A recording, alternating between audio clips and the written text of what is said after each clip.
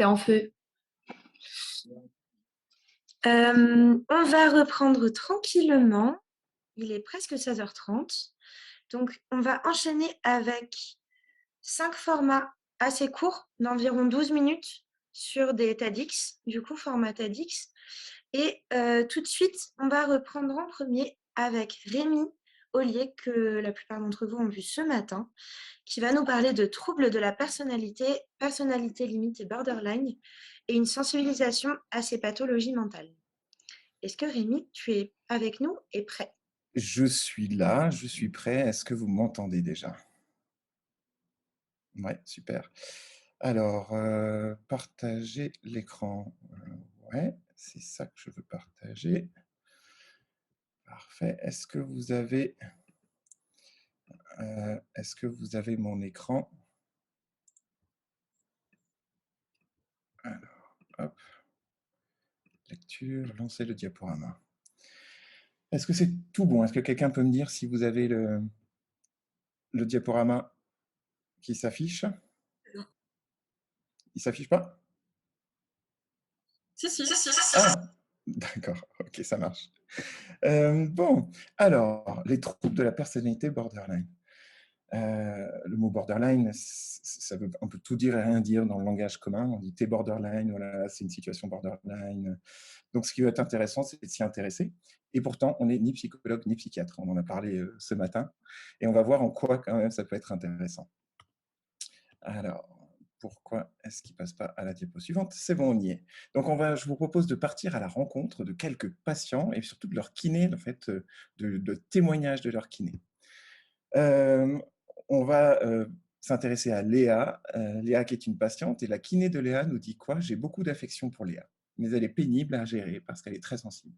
Parfois très enjouée, parfois très triste sont les personnes qu'elle rencontre. Il suffit de très peu d'éléments pour que son humeur bascule d'un état à l'autre. Ces crises émotionnelles peuvent être intenses, attaques de panique, grande irritabilité. Donc on voit que la kiné de Léa a l'air d'avoir une bonne alliance thérapeutique avec sa patiente, mais que ça lui pèse un petit peu, parce qu'elle dit même qu'elle est pénible. Si on essaye de voir les choses avec un peu de recul et être moins dans le côté émotionnel, en fait, on pourrait simplement se demander si Léa n'a pas une instabilité affective. On va ensuite s'intéresser à Michel. Et le kiné de Michel nous dit quoi? J'ai du mal avec le comportement de Michel. Il ne fait aucun effort pour contrôler sa colère contre lui, ses voisins, les médecins. Il a toujours un truc qui ne va pas. Quand il se met en colère, ça se voit et ça s'entend. Et en plus, il est souvent acerbe et sarcastique. Alors, je ne sais pas si vous avez des patients que vous avez déjà rencontrés qui sont un petit peu comme ça, qui se mettent vite en colère contre tout le monde, contre la terre entière. Et c'est vrai que du coup, son kiné a l'air d'en avoir plutôt marre. Il dit qu'il ne fait aucun effort, ce qui est assez jugeant. Ce qui serait intéressant, c'est de se demander en fait si ce n'est pas juste des colères intenses inappropriées et qu'a priori, c'est pas facile à contrôler. Ensuite, Karima et son kiné qui nous dit la rééducation est compliquée car c'est une personne qui vit à travers son travail. Elle n'arrête jamais. On a évoqué l'idée de se mettre à temps partiel, mais c'est une idée qui l'angoisse tellement qu'elle ne veut même pas l'évoquer. Dès qu'elle a un moment de pause, elle se plonge dans ses dossiers. Alors, j'imagine qu'en stage, vous avez peut-être rencontré des patients comme ça. Et c'est vrai que on peut avoir un côté jugeant parfois par rapport à eux en disant ben, ils ne font pas d'efforts. Hein, ils ne font pas d'efforts, il suffirait d'arrêter un petit peu, il suffirait de se calmer.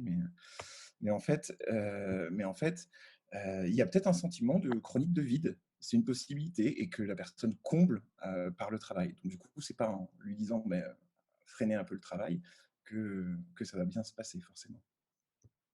Si on s'intéresse à Julien, sa kiné nous dit: «Il m'a tout de suite considéré comme la meilleure des kinés, son sauveur. Ça m'a encouragé à me battre pour lui. Nous avons fait beaucoup de séances, parfois très tard, et je le gardais souvent plus longtemps. Quand il a rechuté, je pense que je l'ai déçu et il n'est plus venu au cabinet.» Alors, je ne sais pas si vous avez eu des patients comme ça, des patients un peu accaparants, voilà, qui ont toujours besoin de plus. Et puis parfois, parfois en fait, finalement, d'un seul coup, il n'y a plus personne. Euh, alors, on pourrait se dire, oh là là, mais c'est n'importe quoi. Ouais, puis en fait, il y a certains patients qui ont des relations intenses et instables, et puis ils n'y peuvent pas grand-chose. Donc, ça permet peut-être de prendre un petit peu de recul. Vous allez voir que On va en faire défiler encore un ou 2 patients et ensuite on va analyser ça. La kiné de Sophie est un peu perdue. Parfois Sophie veut reprendre son métier, parfois elle veut se reconvertir et parfois elle préfère tout arrêter. Selon les moments de la rééducation, ses valeurs, ses objectifs changent. Elle n'est pas fiable. D'accord? Donc là, la kiné juge qu'elle est pas fiable. Après, si on prend un peu de recul sur tout ça, on pourrait se demander si finalement il n'y a pas une perturbation d'identité. C'est quelque chose qui arrive et qui du coup, en fait, ne se commande pas. Il suffit pas de dire, au patient: «Faites ça, vous m'avez dit que vous vouliez faire ça, faites». Bah, ensuite, alors la kiné de Marie qui nous dit: «Je pense que Marie est contente de venir aux séances et qu'on a une bonne alliance thérapeutique.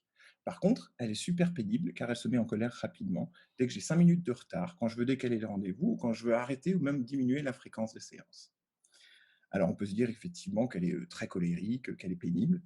Heu mais en fait, ce qu'on pourrait se poser comme question avec un comportement comme celui-là, c'est en fait, est-ce qu'il n'y aurait pas une peur de l'abandon chez cette patiente? Est-ce que cette peur de l'abandon ne justifierait pas le fait que dès que le kiné a du retard ou dès que le kiné veut ralentir les séances, ça lui pose des soucis?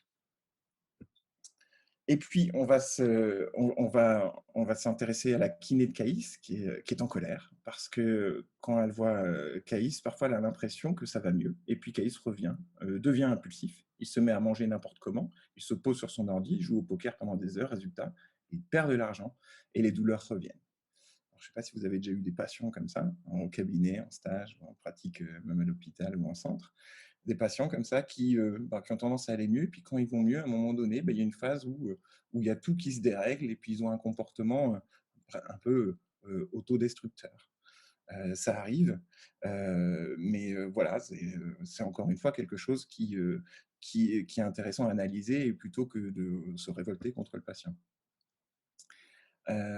Ensuite, on s'intéresse à Guillaume et son kiné qui nous dit que dès que Guillaume va à l'hôpital ou faire du sport à la salle de gym, il se stresse tout seul et a l'impression que tout le monde lui en veut et que tout le monde le juge mal. Résultat, ses douleurs augmentent et il ne veut plus faire de gym et il va à reculons faire ses soins. Il faudrait qu'il y mette un peu du sien pour s'en sortir. Donc là, on a le côté un peu jugeant du kiné qui dit ouais, en fait, il faudrait peut-être qu'il fasse un peu un effort. Mais finalement, peut-être que ce patient, en fait, il a une idéation persécutoire, c'est-à-dire que peut-être qu'il a l'impression que tout le monde lui en veut. Et ça ne va pas s'arrêter du jour au lendemain parce qu'on a décidé qu'il fallait qu'il fasse un effort. Donc du coup, euh, avez-vous rencontré ces patients? Est-ce qu'il y a des patients comme ça que j'ai décrits qui, qui vous parlent? Vous dites: «Ah ouais, mais ça, ce patient, je l'ai eu» ou alors «Ça, je l'ai vu en stage», ça voilà.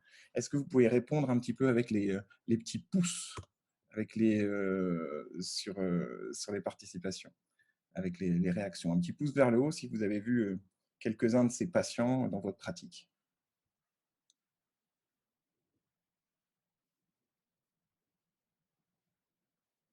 Ouais, alors j'ai pas tout qui, heu, qui s'affiche sur ma fenêtre. Mais OK, en tout cas, je vois déjà qu'il y a quelques mains levées. Ouais. Hem, Ce qui est intéressant maintenant, ce serait de se demander, mais est-ce que parmi vos patients, vous avez eu des patients qui avaient plusieurs des caractéristiques qu'on a vues? Donc je vous les remets, il y avait quelqu'un qui a plutôt peur de l'abandon, des relations intenses et instables, ensuite perturbation d'identité, un comportement plutôt autodestructeur, une instabilité affective, un sentiment chronique de vide, des colères intenses inappropriées, une idéation persécutoire, puis quelque chose dont je n'ai pas parlé parce qu'un peu plus particulier, mais des menaces suicidaires ou des automutilations. Pourquoi je vous mets tous ces éléments-là? C'est parce que si vous avez vu des patients qui ont plusieurs de ces caractéristiques, de ces traits, il est possible qu'ils aient un trouble de la personnalité borderline. Voilà, peu importe maintenant le nombre de critères qu'il faut et tout ça, c'est pas tellement le thème ici, puisqu'on n'est pas là pour faire du diagnostic. Mais ce sont voilà, les choses en tout cas qui servent à faire les éléments qui servent à faire un diagnostic. Et donc, si vous avez vu des patients qui avaient ces traits de personnalité, s'il y en a plusieurs traits que vous avez vus chez certains patients, on peut se poser la question, s'il n'y a pas ce trouble, et quoi en faire? Bah, si vous avez ce patient-là avec vous, bah, la chose à se demander, c'est déjà, est-ce que mes objectifs sont réalisables? On revient sur de la kiné classique, de la kiné pure. OK, mon patient, je m'aperçois qu'il y a tel ou tel symptôme. OK, est-ce que mes objectifs sont réalisables? Bah, si les objectifs sont réalisables, bah, dans ces cas-là, je continue ma rééducation en tenant compte des critères précédents. C'est-à-dire que je ne peux pas oublier tout ce que mon patient semble avoir comme caractéristique, mais j'en tiens compte et puis je fais ma rééducation classique. Ouais, parce que ça ne va pas être un frein. Par contre, ça va m'encourager à avoir de la tolérance, parce qu'on a vu que dans les témoignages que je vous ai donnés, ben, en fait, les kinés étaient quand même assez jugeants, en disant le patient il est pénible, le patient il ne fait pas d'efforts. Voilà, donc un petit peu plus de tolérance. On surveille s'il n'y a pas une aggravation, parce qu'on a vu qu'il pouvait y avoir quand même des comportements mutilatoires, des comportements autodestructeurs, des fluctuations très importantes dans les émotions. Donc, on surveille quand même tout ça. Et puis, du coup, ça nous amène à avoir un peu d'humilité. Parce qu'on sait que de toute façon, on ne va pas pouvoir faire énormément de choses là-dessus. Mais en tout cas, on continue notre travail de kiné. Ensuite, bah, mes objectifs, ouais, ils sont réalisables, mais par contre, ça va être plus compliqué. Ça va être plus compliqué parce que mon patient, en fait, dès que ça va un petit peu mieux, on repère un peu. Et puis, ensuite, avec ses colères, bah, du coup, ça le met en stress et du coup, les douleurs deviennent plus importantes. Donc, bah, là, qu'est-ce que je vais faire? Bah, je vais évoquer ces freins à la rééducation. C'est-à-dire que, ce patient, bah, il va falloir que je lui dise: «Bah, vous avez vu, vos colères», enfin, ou alors plutôt, en général, on ne se dit pas: «Vous avez vu», mais on fait prendre conscience que les colères, finalement, bah, ce sont des choses qui vont freiner la rééducation et que donc les freins qu'on avait mis les éléments qu'on avait mis en place vont être compliqués à être, les objectifs vont être difficiles à être atteints. Et puis ce sera pareil si les objectifs sont non réalisables. C'est-à-dire que mon patient, en fait, il est tellement en colère, il est tellement dans un comportement autodestructeur que de toute façon, on n'arrive pas à s'en sortir. Donc là, on évoque aussi ces freins avec le patient. Et puis, ce qui est important, c'est que en plus de la rééducation, bah, le patient, s'il juge que ces freins-là sont trop pénibles dans sa vie quotidienne et que ben, ça le freine et que pour lui, c'est important de s'en sortir de sa rééducation, de sa douleur, bah, peut-être qu'il pourra choisir d'aller voir un psychothérapeute. Mais encore une fois, comme je crois que c'est Axel qui disait ce matin, c'est pas l'un ou l'autre. On fait de la rééducation et on peut aller voir un psychologue ou un psychiatre en plus. Voilà. Mais ce ne sont pas, voilà, oh oui, non, mon patient a des caractéristiques borderline, donc il faut qu'il aille voir le psy. Non, pas du tout. Mon patient a des Ah, caractéristiques ça ne borderline. c'est là. Mon patient a des caractéristiques borderline et donc du coup, je fais ma rééducation. S'il y a trop d'éléments perturbateurs, on va dire, sur ma rééducation, bah, j'en parle avec lui et à lui de voir s'il veut aller vers quelqu'un pour essayer de sortir de cette situation. Donc, que faire en règle générale en rééducation? Bah, en fait, ce qu'il faut, c'est repérer les comportements problèmes répétitifs. Là, quand je vous ai décrit les différents comportements des patients, on ne parle pas d'une fois. Un patient qui est en colère parce que vous annulez une séance, ça peut arriver. Ce jour-là, il est énervé. En plus, on annule la séance, il est énervé. Donc, je parle de patients qui ont des comportements répétitifs. Donc, si vous repérez comme ça des comportements particuliers, répétitifs et qui, du coup, freinent la rééducation, bah, c'est intéressant d'en parler. Si on a beaucoup, bah, c'est intéressant effectivement de les mettre en évidence.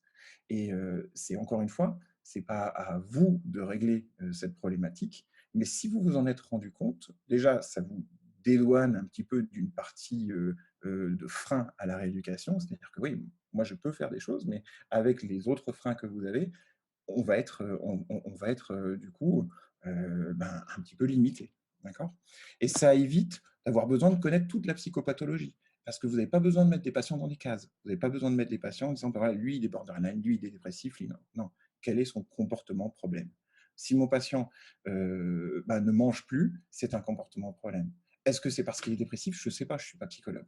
Mais au moins, j'ai mis qu'il y avait en évidence un comportement problème. Et puis ensuite, surveiller nos propres réactions et nos comportements. Parce que vous avez vu que les kinés que j'ai fait témoigner juste avant, en fait, ils étaient quand même assez jugeants parce qu'en fait, ils étaient face à un comportement problème qui faisait ressortir chez eux une sorte d'impuissance et qui, du coup, amène beaucoup de jugement.